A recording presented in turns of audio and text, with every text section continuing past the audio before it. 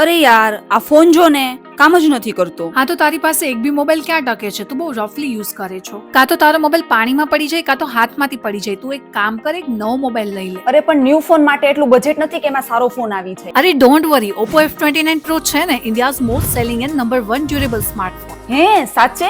તને એમ નહીં સમજાય, તું ચાલ મારી સાથે.